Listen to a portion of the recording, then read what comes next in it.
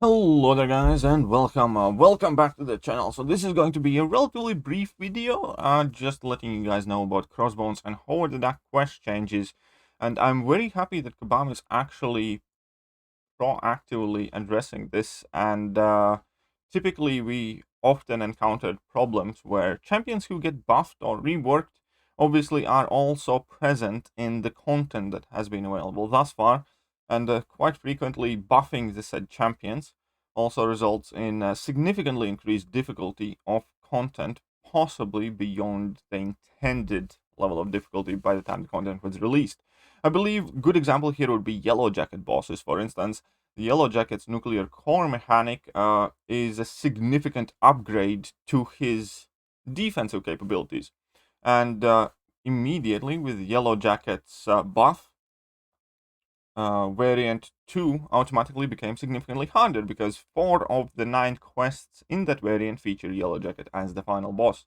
And he was not a very easy opponent previously, and now he's become a lot harder, and you need to be aware of his new abilities. Similar situation is with Variant 3 and Magneto buffs. So in this case, however, the new champions that are buffed are Howard the Duck and Crossbones, and I'm very happy that these have been adjusted in certain story content at the very least, especially because story content is technically the, the most impactful content that we have in the game, as that is what you absolutely must have to complete / explore if you want to progress in this game, earn next progression titles, get better rewards, better offers, better everything. If you want, you can just skip variant 2, for example, and yeah, be done with it. You're just gonna be missing out on the actual resources in the rewards there, but literally nothing else. Now, completing or exploring story modes, though, is extremely important due to the progression titles and due to the mastery points allocated in them. So yes, I do love the fact that finally Kabam is actually addressing this problem, and they're doing it before the buffs go live. So very happy with that. We're going to break it down, but there is also something that I have not accounted for, which could lead to a huge outroar, and I do hope that they address it pretty much immediately. So, anyways, with the upcoming changes to Homer the Duck and Crossbones, we will be making following adjustments to content in Act 5 and Act 6 to ensure we maintain a relatively similar level of difficulty and to ensure that the buffs still make sense with the updated kit. Now, Howard the Duck in 5.12 removed Recovery Node, as it no longer has any effect because Howard the Duck has no more regen in his kit, and removed a buff duration for reducing the difficulty reasons. But Howard the Duck, overall, I don't think will be much, if any, harder to play against as he was. However, Crossbones does have significantly improved debuff shrug off rate in addition to the other buffs and buffs to his abilities, so he has in fact become a much harder opponent to fight against. Now, Crossbones now has 90% to shrug off a debuff at the start of the fight, and that means that previously you had a fair chance. You could still parry the guy, you could still apply the debuffs, and you know what? Majority of them stuck. Sometimes it felt like he almost shrugs everything off immediately, but majority of them stuck because I believe he only had like 25 or 40% chance at max to shrug anything off. So yeah, statistically, when you parry him, most parries will work and the stuns will stick there. But right now he has 90% chance to shrug off debuff, and that means that pretty much any champion that actively relies on debuffs is not really an option for Crossbones anymore. Outside of, let's say, Storm Pyramid X or Apocalypse. Yeah, that's about it.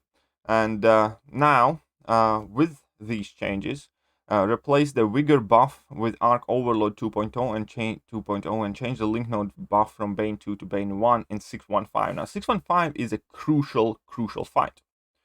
And overall, I still think it will be harder to do that fight now than it was before, but the fight is kind of like more grind friendly, if you will, because previously, if you didn't have highly ranked champions or super high damage output champions, Vigor Node was really annoying to deal with because it did in fact regenerate him a lot.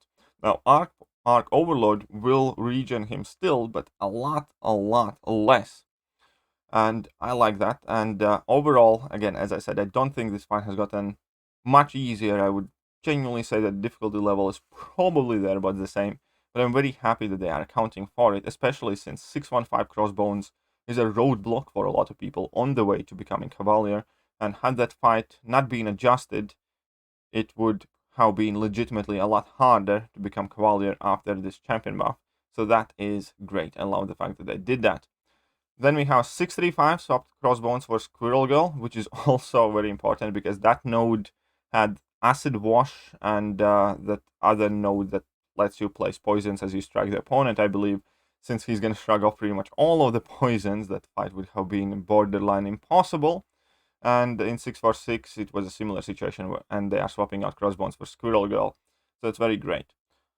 However, and here is perhaps the main point, and it's also very important that we do put this out there, and I'm sure a lot of people have brought it up in forums as well, but Kabam must understand that they need to change Alliance Quest Map 7 immediately, because Crossbones on Disstrack already previously was one of the harder fights in Map 7, with not that many great counters, especially factoring in epic modifiers, especially factoring in everything else.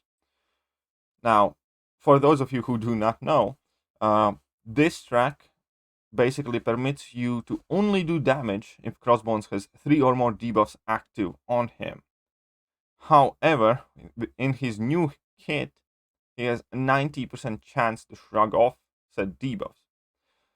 So, it would be borderline impossible for vast majority of the champions to actually get 3 debuffs to stick and win that fight. Now, here's the problem.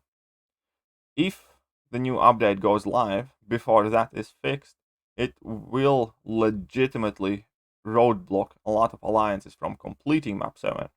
Therefore, this is an urgent problem that can't wait till whenever. It has to be addressed as soon as possible, and Crossbones more than likely has to be removed from those nodes.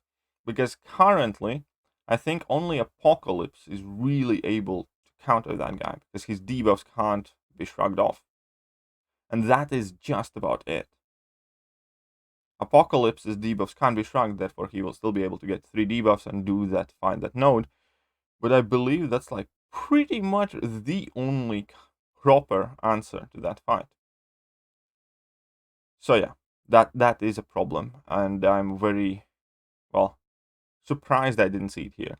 If they can acknowledge the impact Crossbones buff has on 615, they definitely should have started with Map 7 and Disstrack lanes, and should have calmed any and all content where Crossbones is present to make sure.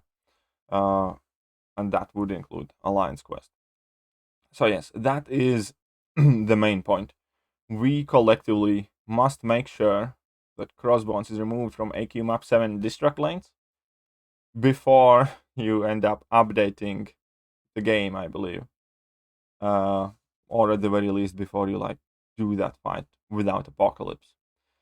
I'm not entirely sure how it would work if you don't update your game, and would Crossbones and AQ still have the new kit? Probably, perhaps, I'm not 100% sure, but either way, it is something that is urgent, it can't be delayed, and it can cause significant problems to a ton of people, to a ton of alliances. And yeah, as I said, currently the only option for that fight is Apocalypse. Now, chances are, obviously, that if your alliance playing Map 7, at least somebody in your battle group will have Apocalypse to do that fight. But it shouldn't be the case. You shouldn't have a matchup in Alliance Quest where you only have one champion in the entire game as a valid option for that fight. So yes, I'm very eager to hear Kabam feedback on that. And if you want to do me and everybody else a favor, do your best to bring it to their attention on Twitter, on forums, everywhere else, and get a proper response from Kabam. Well, either way, that is just about it that I wanted to talk about this update. As I said, overall, it is a great thing that Kabam is doing that, and this is the first time they're actually doing that preemptively, I think, preemptively. So I love it. I hope that this becomes the standard practice whenever a champion gets reworked, go over every single fight that champion is present in the game, in the variants, in acts, and stuff like that, and adjust the fights accordingly. So that's wonderful. But Alliance Quest fight has to be changed. Either way, that is about it. And I am going to catch you guys soon. See ya.